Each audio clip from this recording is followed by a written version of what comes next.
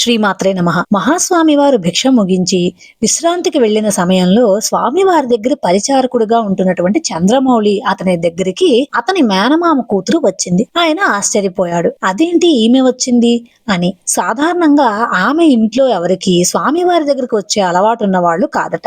వారింట్లో కామాక్షి అమ్మవారి పటము, వినాయకుడి పటము ఉన్నాయి గాని స్వామివారి పటం లేదు. సరే, మేనత్త కొడుకు వేదం చదువుకుని స్వామివారి దగ్గర ఉంటున్నాడు అని ఆమెకు తెలుసు గాని ఆ మహాస్వామి వారు అంతటి మహిమాన్వితుడు అన్న విషయం ఆమెకు తెలియదు. వాళ్ళది చాలా సంపన్న కుటుంబం. వాళ్ళు తిరుచిలో భర్త ఉద్యోగం BHELలో చేస్తున్నాడు. అందువలన వాళ్ళు ఎప్పుడు అక్కడే ఉండేవారు. ఆమె భర్తకు 2 కిడ్నీలు 80-85% వరకు పాడైపోయాయట. వెల్లూరు CMC హాస్పిటల్లో చూపించారు. వాళ్ళకి లాభం లేదు, రోజుల్లోకి వచ్చేశాడు మీ ఆయన. డయాలసిస్ చేయించినా కూడా ఏ ప్రయోజనమో ఉండదు, చేయడం కూడా అనవసరం. హాస్పిటల్లో చేర్పిస్తే హాస్పిటల్ పరువు పేరు పోతుంది అని చేర్చుకోవడానికి కూడా వాళ్ళు నిరాకరించారట. ఇంక రోజుల్లోనే మరణిస్తాడు అని నిర్ణయానికి కూడా వచ్చేశారు. అలాంటి సమయంలో ఒక రోజు తెల్లవారుజామున ఆమెకు ఒక కల వచ్చింది. ఆ మహాస్వామి వారు కలలో కనిపించి, నీవు 2 తాళిబొట్లు వేసుకున్నావు కదా, ఒకటి నాకివ్వు అని అడుగుతున్నారు. అసలే భర్త చనిపోతాడు అన్న భయంతో ఉన్న ఆమెకు ఈ కల విపరీతంగా తోచింది. వెంటనే భర్తను లేపి విషయం చెప్పింది. ఎలాగో పోవడం నిశ్చయమైంది.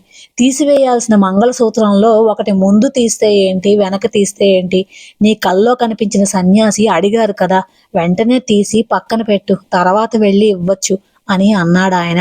ఆమె వెంటనే తాళిబొట్టు తీసి దారంతో కట్టి ముడుపు కట్టి పక్కన పెట్టింది. ఇంట్లో ఖాళీ చూసుకుని అప్పుడు చంద్రమౌళి దగ్గరికి వచ్చింది. ఆ విషయం విని చంద్రమౌళి గారు చాలా మందలించాడు. అసలు రోగం గురించి తెలిసిన వెంటనే స్వామివారిని దర్శించి అనుగ్రహం తీసుకోవాలి గాని స్వామివారి కల్లోకి వచ్చి చెప్పినా సరే ఇంత తాత్సారం చేస్తావా? రేపు పొద్దున్న 9 గంటలకల్లా మీ ఆయన్ని ముందు వెంట పెట్టుకునిరా, స్వామివారు తప్పక అనుగ్రహిస్తారు అంటూ ఆమెను మందలించి పంపించాడు. మరుసటి దినం 2 రోజులైనా రాలేదు. ఏమైందా అని ఎదురు చూస్తూనే ఉన్నారు ఈ చంద్రమౌళి గారు. శ్రీవారు విశ్రాంతికి వెళ్లిన తర్వాత తమ్ముణ్ణి తోడు తీసుకుని భర్తను కారులో పట్టుకుని వచ్చింది ఆమె. ఏమిటి ఆలస్యం అని కోపగించుకుంటూ ఉంటే, తమ్ముణ్ణి కూడా తోడు తెచ్చుకోకపోతే ఆయన్ను నడిపించడం చాలా కష్టం అవుతుంది, అందుకే తమ్ముడి కోసం ఎదురు చూశాను, తమ్ముడు రావడం ఆలస్యమైంది అని అన్నది. సరే కూర్చోండి, స్వామివారు 4 గంటల తర్వాత బయటకు వస్తారు అని చెప్పి స్వామివారు ఉన్నటువంటి వసారాలోకి ప్రవేశించారు ఈ చంద్రమౌళి గారు. ముఖం కప్పుకుని ఉన్న స్వామివారు ఎవరు అన్నారు. అనగానే ఈ చంద్రమౌళి గారు, స్వామి నేను చంద్రమౌళిని అన్నారు. వెంటనే ఎవరైనా దర్శనానికి వచ్చారా అని అడిగారు స్వామి. అవును, మా మేనమామ కూతురు వచ్చింది, వేచి ఉండమని చెప్పాను అని చెప్పారు అతను. వెంటనే అతను, సరే ఇక్కడికి తీసుకుని రా అన్నారు స్వామి. స్వామివారు పడుకుని ఉన్నారు, వారికి నమస్కారం చేయడానికి వీలుండదు కదా, కాబట్టి వేచి ఉంటామని చెప్పారు స్వామి అని అన్నాడు చంద్రమౌళి. నేను కూర్చుంటాను, వారిని తీసుకుని రమ్మన్నారు స్వామి. స్వామి మాటలు వినిపించి రవి అనే ఇంకొక పరిచారకుడు కూడా అక్కడికి చేరారు. వాళ్ళు ముగ్గురు లోపలికి వచ్చి అప్పటికే కూర్చుని ఉన్న మహాస్వామి వారికి నమస్కారం చేద్దామని అనుకుంటూ ఉండగా ఆమెను చూడగానే మహాస్వామి వారు, తెచ్చావా అని అడిగారు.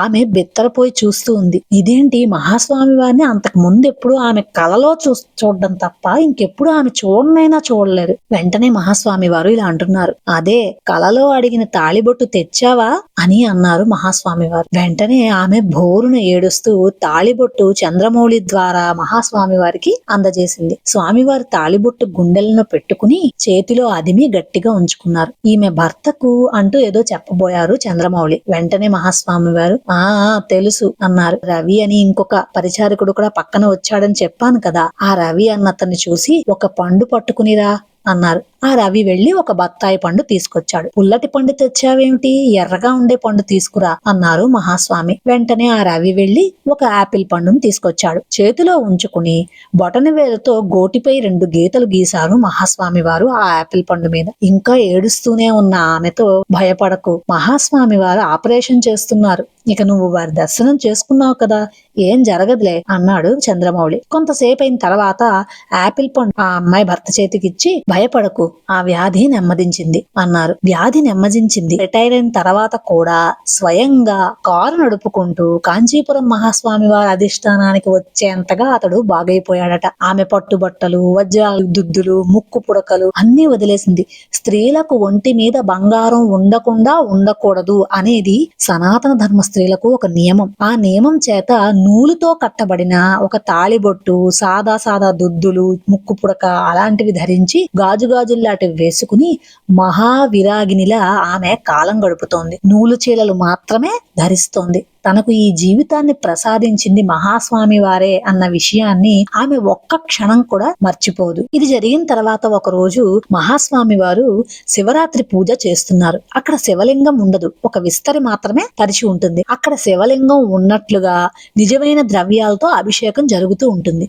బిల్వదళములతో, తుమ్మ పూలతో అర్చన చేస్తూ ఉంటారు. వివిధ ఫలాలు, నైవేద్యాలు పెట్టబడుతూ ఉంటాయి. రెండో కాలం పూజ ముగిసింది. లింగోద్భవ కాలం పూజ ఆరంభించబోతున్నారు మహాస్వామి వారు. అప్పుడు అక్కడికి వెదురు తట్టలో ఏవో పట్టుకుని వచ్చింది చంద్రమౌళి గారి యొక్క మేనమామ కూతురు. మడిలో స్వామివారికి పూజలో సంభావనలన్నీ అందించడానికి సిద్ధంగా ఉన్న చంద్రమౌళితో మహాస్వామి వారు ఇలా అన్నారు. ఆ వచ్చిందెవరు?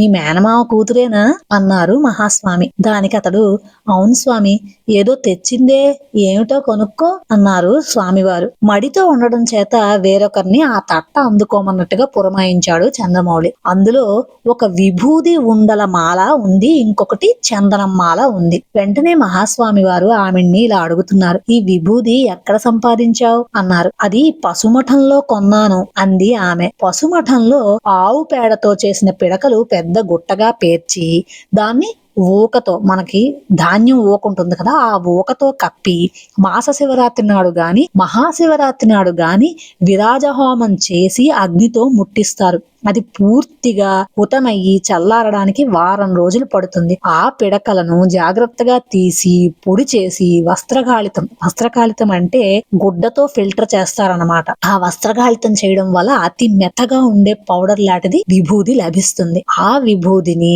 10-12 రోజులు వెన్నెలలో ఆరబెడతారు. ఇది కూడా ఎండలో కాదు, వెన్నెలలో. అలాగే విభూది చెయ్యాలి అనేది శాస్త్ర నియమం. ఆ విభూదిని తీసుకొచ్చి ఈమె ఉండలు చేసిందట. దానికి స్వామివారు ఇలా అడుగుతున్నారు, ఉండలు ఎలా చుట్టావు అని. గంగ నీటితో కలిపి ఉండలు చుట్టాను స్వామి. అలాగే ఈ ఉండలన్నిటినీ కూడా మాలలాగా తయారు చేయడానికి అరటి నారను తీసుకొచ్చాను, అరటి నారతోనే ఈ మాలలు తయారు చేశాను అని చెప్పింది. ఓహో, మరి చందనం మాల ఎలా చేశావు అని అడిగారు స్వామివారు. అలా వచ్చిన గంధాన్ని గంగ నీటితో సానపై చందనం గట్టను అరగదీసి ఉండలు చేసి వాటితో దండ తయారు చేశాను స్వామి అని చెప్పింది ఆమె భర్త రోగం ఏమిటో ఎవ్వరూ చెప్పకుండానే ఆమెకు కలలో కనిపించి ఆమెను పిలిపించుకుని జీవన విధానం తెలియజేసిన స్వామికి మాలలు ఎలా కట్టాలో, ఆ మాలలు ఎలా సమర్పించాలో ఆమె తెలుసుకుంది.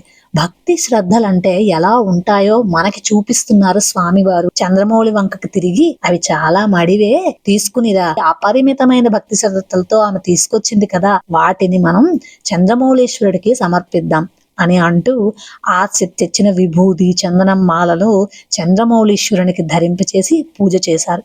స్వామివారి కదలికకు విభూది ఉండల్లో విభూది అంతా ఒళ్ళంతా కమ్ముకుని స్వామివారే మహాలింగమూర్తిగా భాషించారట ఆ రోజు. ఆ మహాతల్లి నిజంగా పూర్వ జన్మలో ఎంత పుణ్యం చేసుకుందో కదా. ఈ కథ వింటే స్వామివారు తమంతట తామే ఆమె ఆపదలో ఉన్నప్పుడు దర్శనమిచ్చి ఆమె భయాన్ని పోగొట్టి పూర్వ జన్మలో ఆమెకున్నటువంటి భక్తిని తిరిగి మళ్ళీ జాగృతం చేసి ఆమెను అనుగ్రహించారు అనే చెప్పాలి. శ్రీమాత్రే నమః.